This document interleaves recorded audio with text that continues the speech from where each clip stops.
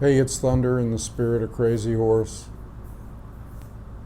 Well, I woke up this morning and the first thing that I see on the little ticker here, my little Intel ticker that I get things sent to me. I got my own little Intel base. Is that first thing I see is that America is, the USA is going to send troops into Syria, which I talked about yesterday. I would say this is a snafu. In the military, that is an acronym for situation normal all fucked up. You know, this stuff is so predictable when you're a strategist. So let me lay it out for you here. As we all know, Russia's in Syria. They're kicking ass on the terrorists. The terrorists are the bad guys. The bad guys are run by the CIA. And there's purposeful propaganda to elicit confusion about who the bad guys on the ground are. You know, you got the FSA, the Free Syrian Army. You got Al-Qaeda, you got al-Nusra, you got all these factions. And so by America putting boots on the ground, or they say spec ops people, maybe 100, what's that remind you of? Sending advisors, and then Vietnam, okay, Iraq. It's just a replay. It's a tape loop. It's a replay of the same situations, the same snafu that has gone down before. And this is just going to confuse the issue. In fact, if you look at the mainstream media, little clips like on CNBC or CNN, they don't even know what to make of it, because America did a 180. Okay, they did a 180. It's like, and it's actually, people are seeing as kind of an admission that what they've done so far has been useless. As far as the USA coalition, this is like Harmageddon. Okay, not Armageddon, Harmageddon. It's a creation of chaos. When we put boots on the ground over there, spec ops boots, it confuses the situation because the intention is not clear. Okay, and like I say, even the people on CNN and all these are going, this is a major shift in policy, this is a 180, this is, well, of course it is because they're the coalition of the dark forces, okay, here, are trying to make it look like they're good guys. Just like I said in my previous video, they're trying to make it look like, yeah, well, we haven't been doing enough in the Syria thing, and we need to get down in there, and we need to straighten things out, and the only way we can do it is by putting spec ops forces. Now, what are these spec ops forces going to do? Who are they going to side with? They don't even know that. Oh, they're going to help the Kurds. They're going to help the Syrian Kurds because we've teamed up with them before to fight the terrorists. That's such a crock of shit. I can't believe it. And the people are going to be confused about this in the States because they're like, well, what's going on here? Now we're in Syria. We're sending troops in Syria, and they're going to wonder why the U.S. just doesn't let Russia go in there and take care of business. And then you got that meeting coming up today, that summit with all the players. And I think they already had it, and it's like, what's going on? Does anybody know what's going on? No. This situation right now is so confused, okay? And maybe they want it that way. Maybe they want it that way. Maybe they want a confused situation. Of course they do, because then you can't find out the truth. The truth becomes blurred, big time. Now, are the American people going to be up for, putting soldiers, their kids, their brothers and sisters and sons and daughters in harm's way for something that they don't really know what's going on? All they know is that the propaganda from the mainstream media, the prostitutes, the scum media, says, oh, well, we're going in there to make things right. We're going in there to intensify our efforts against the terrorists. Well, if they want, and then they're talking about increasing airstrikes too. So here you got Russia flying all around over there doing airstrikes already and taking care of business and driving the so-called terrorists out. And then you got the U.S. that wants, and with Russia, you already have Syria on the ground, and you have Iran forces on the ground, and seems like the tide is turning. Okay. So America wants to jump in now and to try to take credit for maybe that they helped turn the tide, while at the same time they're confusing the issue so that you don't know whether they're turning the tide towards defeating the terrorists or turning the tide to protect the terrorists who they've got large sums of money and time and effort, who they've funded to overthrow Assad. Now, is this just a ploy to go in there and throw a wrench in the works so that Russia can't complete their task of taking care of these terrorists, so that they can defend the terrorists? Is that what's going on here? Situation normal all fucked up. Snafu. That's what spec ops people call this. Okay? I've worked with them, I know. Wonder what they're thinking right now. I'd like to be, maybe I should contact some of the people I used to know, but they're probably retired by now. Something is blowing in the wind here. Can you feel it? I can. And when I think about the wind, I think about all kinds of profound sayings about the wind. I think one of the most inspiring or most profound sayings is actually from King Solomon, okay, who said, "It's all a striving after the wind. The affairs of men are all a striving after the wind." And they mean nothing. It's all vanity. That's what Solomon said. Now, man, can you disagree with that? I can't disagree with that. People are striving to catch something that isn't there. They can't catch the wind. I've written about the wind. My book is called Listen to the Wind, Speak from the Heart.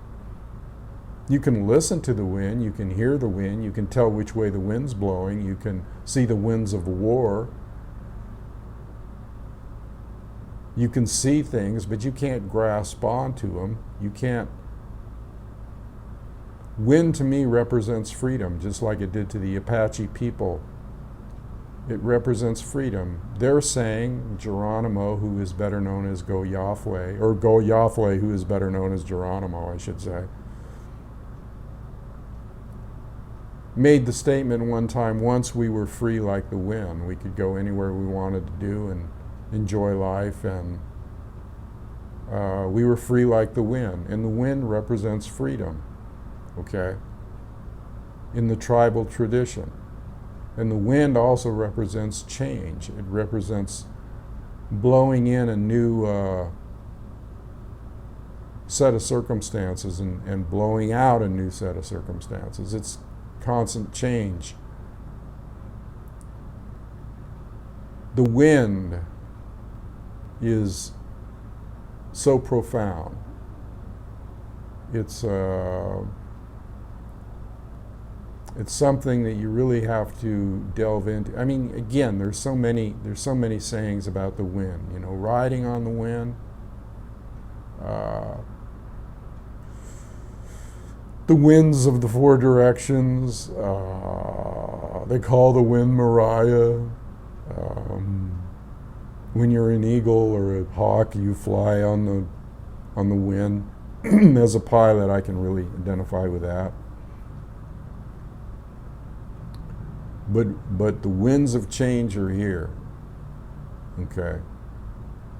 And again, it's all, if you look at different translations of that saying by Solomon, a striving after the wind, and it's all, it boils down to that everything that man does under the sun is vanity. It's vanity. And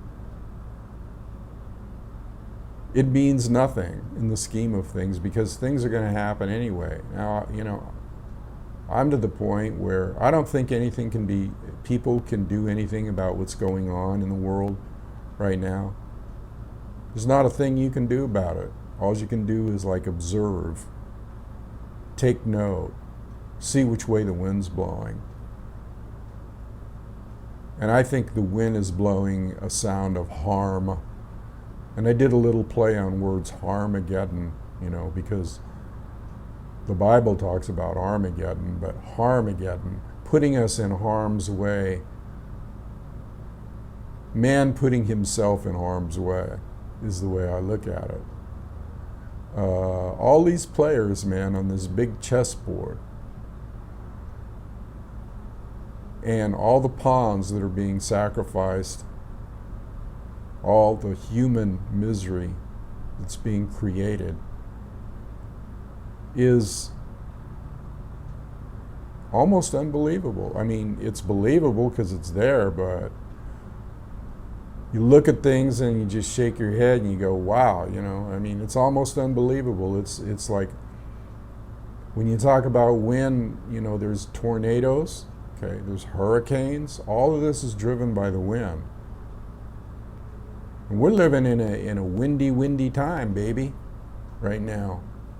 All kinds of currents flowing, and this is the best analogy I can give right now for this. And it's a true tribal tradition too. It's emergence. The Hopi would call this emergence. What is emergence? Well, emergence is emerging from one set of circumstances to another, from one world to another world. And they had names for their worlds, and I'm not going to go into all the different names and all the different intricacies of the Hopi prophecy. I've done a video on it. Actually, I did an hour-long documentary on emergence. I've written books called Emergence, so I know what emergence is. It can happen on a personal level, and it can happen on the level of what you see around you, the affairs of the planet, world, whatever you want to call it, emerge from one world to another. And there's signs, okay, that the Hopi give, and there's signs that the Bible gives, and there's signs that the different books, spiritual books, give of this emergence, or this change, or this, some people might call it a battle, some people might call it an end and a beginning. Kind of looks like that's what's happening right now. I don't know. I can only go by what I see and feel. And what I see and feel right now ain't good, brother. It's ramping up here. It's moving in a direction of more chaos, more whirlwind, more confusion. And evil operates on the principle of confusion. Not clarity, not light, but confusion and darkness. And confusion and darkness surrounds us right now. And so the only way that you can escape this or feel good about being in it is just to look at yourself like you're in a hurricane. And we might be in the eye of the hurricane right now with the winds blowing all around us. Okay? The winds are blowing all around us, swirling all around us. In other words, that wall of that hurricane is all around us. And that wall is like forces you wouldn't believe. Thousands of updrafts and downdrafts and cross drafts and hail and ripping your ass asunder wind. And we're in that eye of the hurricane right now. And so all we can do is, as the hurricane moves, so must we move to stay in the eye, to stay out of harm's way. Now, excuse me, if you just, and basically you have to give up to the guidance, your higher guidance as to which way that wind's going to blow and how you go with it. But in the long run, you just have to go with the flow, go with the hurricane, lest you get caught up in the wall and ripped asunder. And if you look at the spiritual principle of your world being not part of this world, which Yeshua talked about, or his kingdom not being part of this kingdom, that's the only refuge, the only safety, okay, is making this world or this kingdom or what's going on not your kingdom, not your world. Just looking at it. And when you look at it, you can readily see why you don't want to make this part of your world, because it's just nothing but negativity and chaos and a swirling storm right now. And we can break it down into all kinds of things, like this country is doing this and Russia's doing this and the USA is doing that and this country's doing this and this kingdom is doing that and this empire is doing this and this empire is doing that. And what is an empire? Is this country an empire, or are they declining as an empire and another one rising up? And is there a battle going on for this this empireship, okay, or who's going to be the strongest empire? In history, that seems to play out all the time. It's the same thing over and over, one empire against another, or who is an empire, or who is strong as an empire to rule another empire. And within this little game or strategy of who's going to be a bigger empire, you got all these players, and the players could be anything from countries to people. And the players are like the pieces of a chessboard. You got the knight and the king and the bishop and the pawns that are being sacrificed. And these pawns, these bloody pawns, these pawns that are sacrificed, are people on the chessboard here, and they're warriors, but they're not. There's some that are just soldiers. There's a difference. And so we're going to see more bloodshed. We're seeing so much bloodshed now, it's unbelievable. It's unbelievable. And human suffering and misery and the whole bit. So I sometimes wonder if we aren't already in that emergence that the Hopis speak of.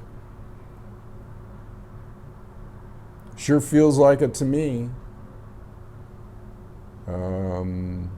Now you go out on the street and the normal man doesn't probably even know half of this stuff, only they're going to start knowing pretty soon. Because there's going to be an increase in velocity of the wind. That's another thing. Every time you stir it, you know, you could stir the wind too. The wind stirs itself, but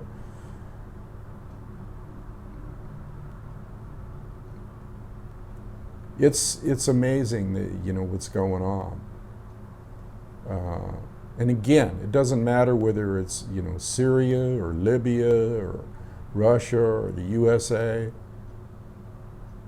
What we see is kingdom rising against kingdom. Hate to use another biblical quote, but hell, I'm familiar with all books. And what you see is, okay, so I'll use another quote. What you see is the, what the Hopi would say, the emergence from one world to another. If you want to use that concept. Okay. But it's all the same. You know, when you have this emergence, right before the emergence is going to be all this critical mass kind of stuff, where kingdom does rise against kingdom. And it's not only kingdom, which is just a worldview, a small, like Solomon said, a small vanity amongst a certain group of people about whether their government or their empire is one up on the other one. Meanwhile, the people suffer. Like the I Ching says, I'm quoting all kinds of books today. The I Ching, one of the famous, most enlightening oracles, Chinese oracle says, when the wicked are in power, the people suffer. When the wicked are in power, or the evil are in power, the people suffer. So we see a power struggle going on here, and that's what it boils down to. It boils down to that there's a power struggle going on, which is going to cause, there's going to be somebody that falls hard. Some empire right now is going to be crushed, and another one's going to rise up. Or, you know, a variation on that theme. And we don't know how it's going to play out, except that it's not going to be good. There is going to be an ending, and it's going to be horrific. It's going to be like the birth pangs of a new child being born. You ever seen a new child and what the mother goes through? I have. I've been present at several births of my children. And it's a new beginning that is very, very painful. But sometimes that new beginning brings joy. You know, it brings joy as that there's a release of tension in the atmosphere, a release of birth pangs. You go through the birth pangs and then you got the joy, right? And that new child that's born into the world has to face all kinds of changes that it doesn't even know it will face.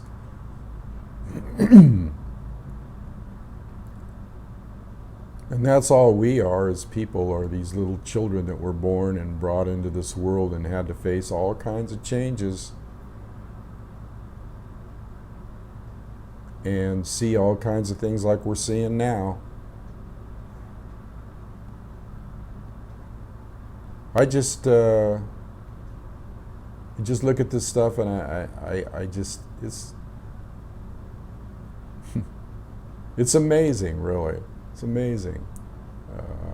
The wisdom that you can gain from this. Because you know, it'll take two tacks in your life. You will either get caught up in fear, okay, about this whole thing, or you will gain wisdom from it, or you will evolve from it, Maybe that evolution is the emergence. You know, emergence, like I said, happens on a personal level too. And so what are you gaining, or what are you gleaning, or what's happening to you from all this process? Are you emerging into a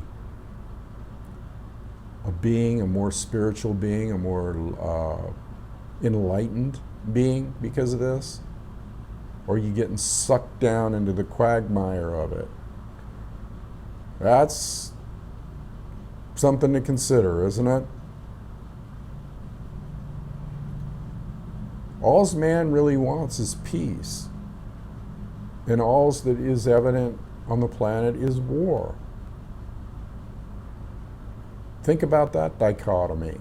All man really wants is peace, peace of mind, joy, and all's that is evident on the world, in the world as a whole right now, is war and agony and pain and strife and people suffering. And how did it get this way? Well, it wasn't easy. It wasn't easy making a mess of things, was it? Took a lot of effort to make a mess of things. Took a lot of wrong thinking and wrong desires and wrong emotions and wrong intent. And it took a lack of love and a lack of compassion and a lack of understanding and a lack of wisdom and a lack of seeing the big picture and a lack of so many things I can't name it.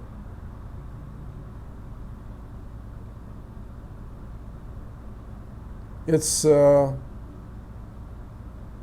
mind-boggling. There's nothing you can do except, you know, throw up your hands and say, Great Spirit, take it from here. Take it from here. Now, when you do that, it's a form of surrender. And you just surrender to that higher energy, that higher consciousness. Because we as individuals with our own egotistical selves sometimes get in the way. You know? Sometimes it's better to grasp onto humility and non-attachment and humbleness and letting the world form around you and going with the flow.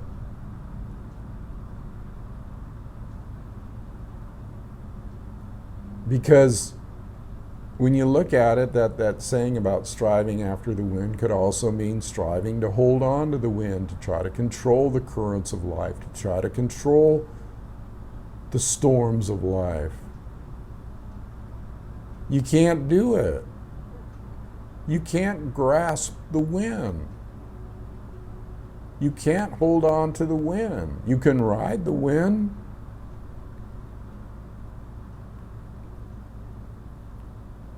So if you're trying to grasp onto making things right or hoping that things go a certain way in these winds of change, these chaotic winds of change, if you grasp onto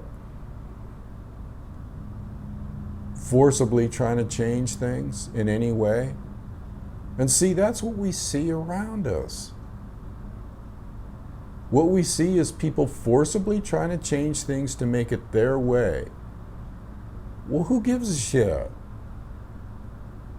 What is their way, and why is their way any better than any other way? That's the point here. Why is one person's way better than another way? That's divisive, okay? That's not cohesive, it's divisive. And so when you get into that mentality of this person's an enemy and this person, that should be my way or the highway, or when you get into all these kind of concepts, it's divisive. It's not what is good for everyone as a whole cohesive, holistic unit. It's not. It's not about that. It's not about the good of, for the good of everyone involved. It's about the good of a few that want it their way. And like Solomon says, that's a striving after the wind. It's vanity. It means nothing. It doesn't mean shit. Other than what they think it means.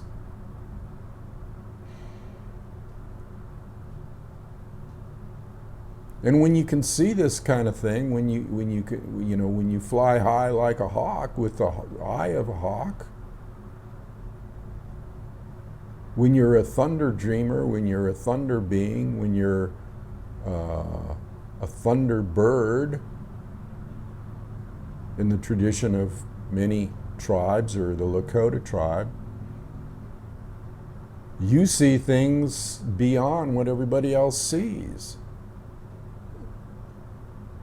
It becomes very apparent that, people are their own worst enemies by their striving after this and striving after that. Does that bring peace of mind? Does that bring wholeness? Does that bring a centering of your consciousness? No.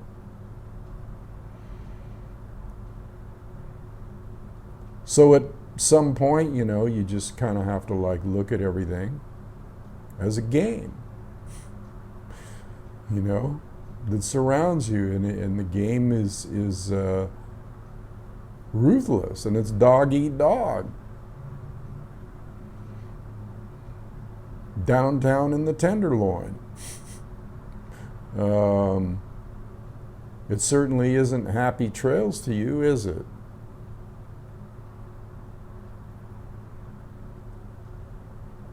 In order for you to have a happy trail,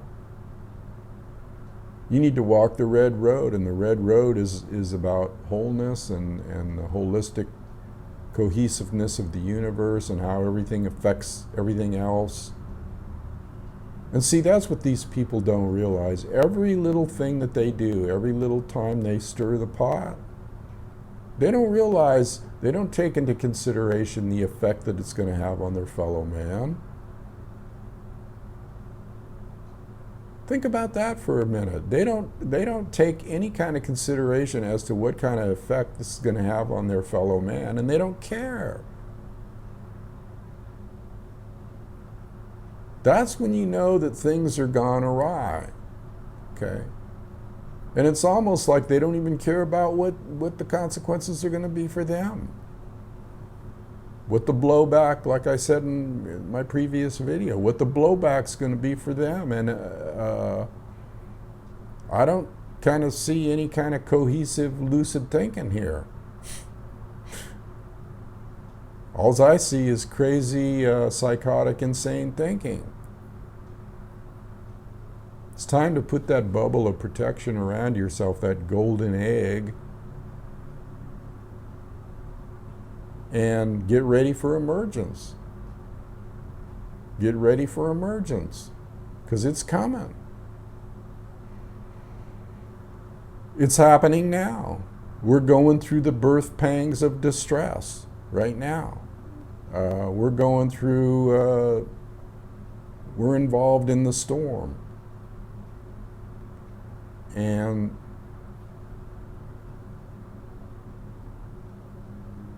it's beyond our control. We don't have, the only thing that we have control over is how we view the storm or how we ride the wind.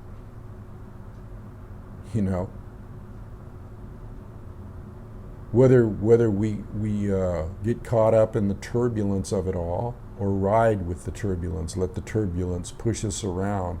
Just like a pebble that lets go of the bottom of the stream and flows up into the stream.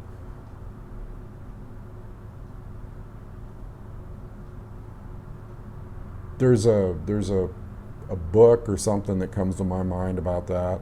The pebble and holding on to the bottom of the stream and letting go and going up with the flow of the stream, and the rest of the pebbles are going, don't let go, don't let go. And the one pebble goes, yeah, I'm going to let go. I'm going to let go. I'm tired of holding on to this the stream. And you could liken that to, you could liken the pebble could be on the earth and it could be the wind. It could be a stream of wind. And so do you just let go and become dust in the wind? Because that's all we are. There's another saying about the wind. Man, these sayings just keep popping up about the wind. Wind represents freedom, and when you let yourself go and blow with the wind or flow in the stream, that's what it is. And the rest of these people that are involved in, well, it's got to be my way or this way or that way, what the hell difference does it make? What difference does it make whether the USA is the superpower or Russia's the superpower, or we're all ruled by Russia, or we're all ruled by the USA, or we're all ruled by this, or we're all ruled by that? What difference does it make what kind of name you put on it? The bottom line is are you free? Are you free? And it doesn't matter about all this other, it's all petty, really. When you think about it, it's so petty. It's so vain. To think that your way has to be a particular way and that you have to enforce that on others. That is harm, okay?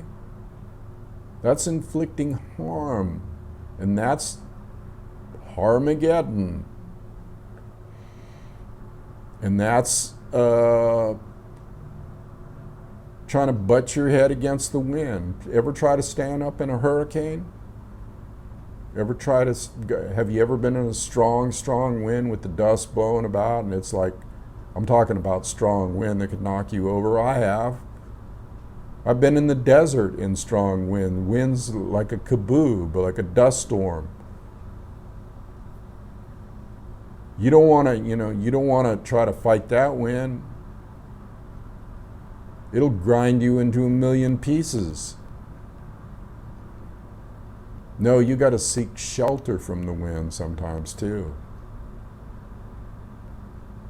The wind is a great teacher. It's a great teacher.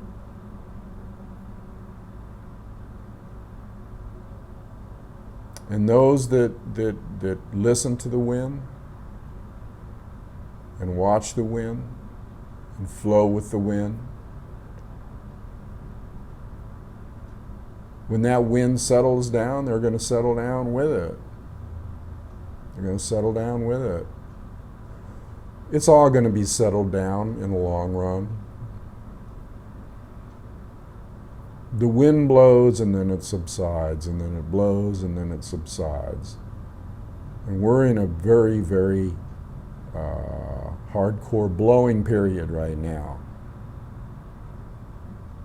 So it's up to you. You can listen to some of my words and take from them what you will glean off them or what they might mean to you. Hopefully there's some good in the things that I say.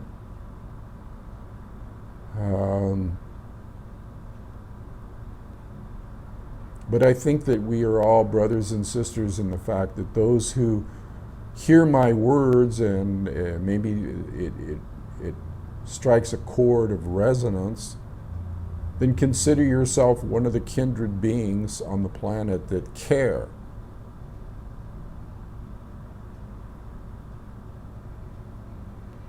But sometimes, caring even is like, it's maybe that even caring, in a sense, it's always good to care, don't get me wrong, but caring about outcomes, eventualities, maybe you can care too much. Because then that's not like being free and going with the wind. If you care, you're holding on to an outcome. that things have to be a certain way for you, your way. I want things peaceful. Get my drift here? Drift, as in current, as in wind. That's the only take I can put on this right now. I could go on and on and on about what's happening in the world, and Syria's doing this and Russia's doing that, and this is going to cause this effect, and this is going to blow back, and this is intensity, and this ain't. I think that the only reason I talk about these things is it sometimes gives other people comfort that, and I've got comments about this. It gives other people comfort to know that they're not alone. That I'm saying something that they're thinking. And it's like, what is that? It's called verification of a frequency or a thought that they might find that, am I the only one that thinks like this? And then all of a sudden somebody opens their mouth and you find out that no, there's a lot of us that think like this. And that is the true family. That is what the tribal people talk about when they talk about all my relations. We are all one. And that's what these fools out there that are on their agendas don't get. They don't get that oneness thing. They don't get that eternal love, or even the romantic love between a man and a woman, where you become a oneness or one. They don't get that. Boy, their love life must be lousy.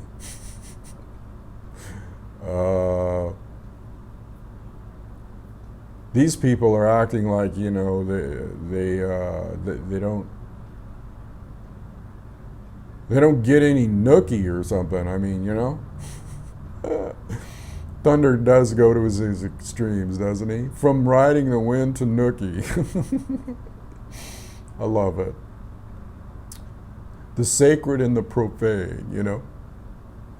Two sides of the same coin. That's what you finally realize, that there is no good and there is no bad. There's just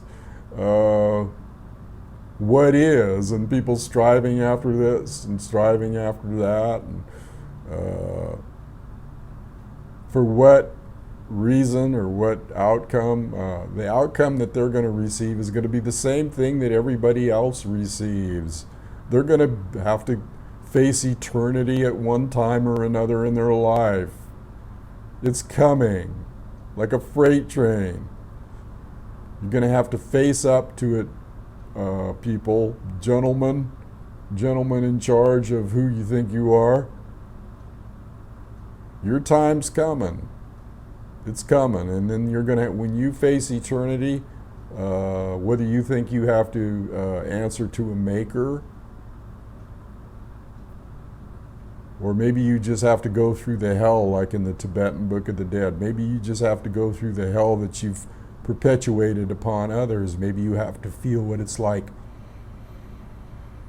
to feel every feeling, every bad feeling that you ever propagated or perpetuated against others right before you flash into eternity.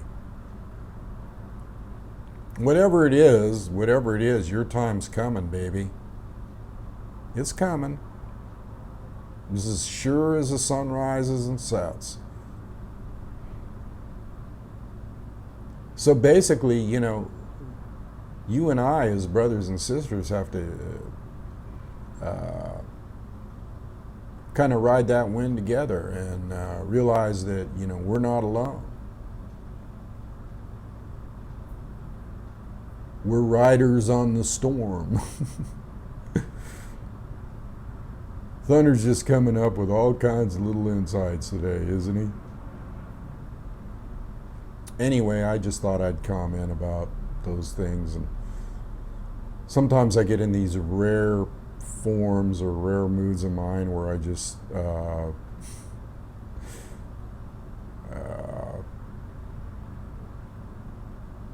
reflect upon reflection, you know, reflect upon the wind.